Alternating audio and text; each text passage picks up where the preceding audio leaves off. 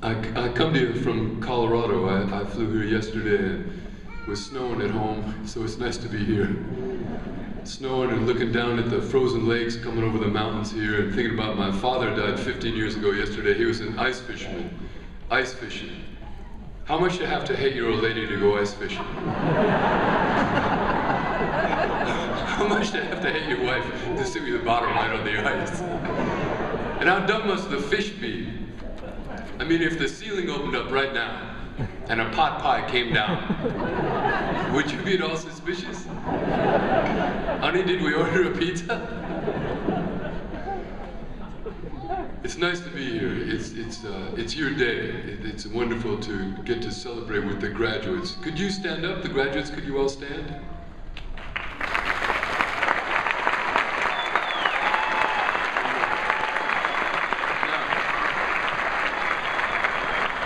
I'm so excited for you and so proud, but you're here because of the people that helped you, your family and your spouses and friends, and so could you turn and for 10 seconds, I'd like you to clap and cheer and look at the people that made you, and I'll keep the time.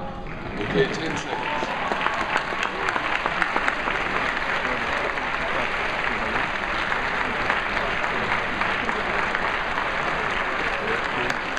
All right.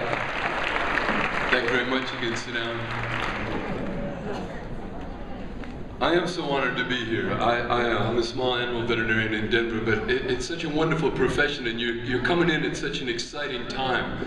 The changes that I've seen in the 27 years since I graduated, and the things that you're going to see and be able to do. But one thing is, it's a privilege to do what you do. You come on the backs and the shoulders of the veterinarians that went before you, and you have to earn it every day. And so we're all excited for you today, but nothing stops today. You're just starting. I wanted to share with you, you're young and I'm old, and I just wanted to share with you some of the things that have helped me as a veterinarian. Get a hobby. Something that's not like veterinary medicine at all. I don't care if it's photography, you want to do whatever you do, you work out, it's music, something. But don't forget that the people in your family, the things that happen to them every day are just as important, and support them as they've supported you. Find the humor in this situation. Things are going to happen in your veterinary practice that you won't believe, and so we need to laugh every day. We take ourselves too seriously, all of us, not just veterinarians. And so as a veterinarian, I'd like to read the classified ads about animals. And you read classified ads, you can realize that Americans can't spell, do grammar, punctuation, anything with English language anymore. So I think the Denver Post had said, free to good home, pit bull, will eat anything, loves children. Shouldn't there have been a hyphen or a slash? I don't know grammar, but somebody can help me. So another said, free to good home, Doberman, neutered just like one of the family. We're selling gourmet cat food. I mean, when did cats become gourmets?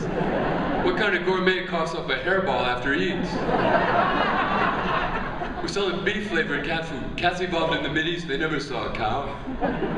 Cow is one of their natural prey objects. Anybody who has a cat knows the flavors they like: rodent, fish, bird, miller moth. Moth season's like Mardi Gras for the cat in my house. But not beef. I don't get calls that say, Kev, this is Tex at the stockyards. Your tabby just knocked another steer down and is dragging it home.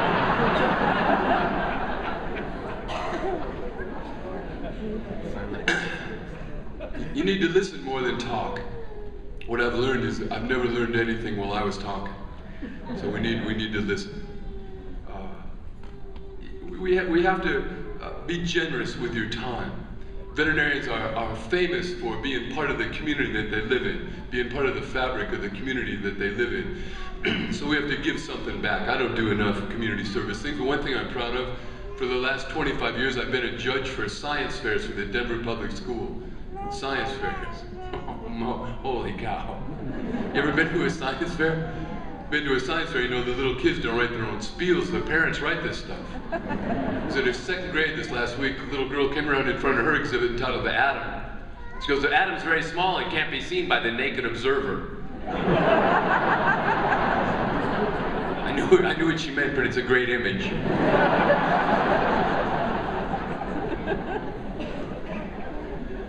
Surround yourself with good people, both at your work and in your home. Cultivate good friends. I think that's very appropriate and very important. I just got back from Mongolia on Tuesday, and it was an incredible experience. We were putting radio transmitters for the Denver Zoo into Argali sheep and vultures and into little vipers, and so it was a great experience. And the people are Buddhist, and the kid told me this story, and pretty far away from being Irish, these people. And so this kid told me this story about two swans are on this pond that's drying up, and this little frog is there. And the frog is worried that the pond's going to dry up, and he tells the swans, don't leave me, don't leave me. And they said, well, how can we take you? And he said, put a twig between your mouths, and I'll bite it, and then you fly to the next pond. And they do, and so he's flying, and as they're flying, all the people are watching, and they can't believe how smart the swans are, and they're saying, how smart the swans are to do that, how smart. And the frogs get madder and madder, and finally he can't stand it anymore, and he opens up his mouth and says, it was my idea, and falls to his death. The point is, don't worry who gets the credit. It doesn't matter, and you're just going to eat yourself up with it. So don't matter, it doesn't matter, okay? So, do something little. We all worry about doing something big as we graduate and getting out there, and I think little good things every day, and a lifetime of that means so much more.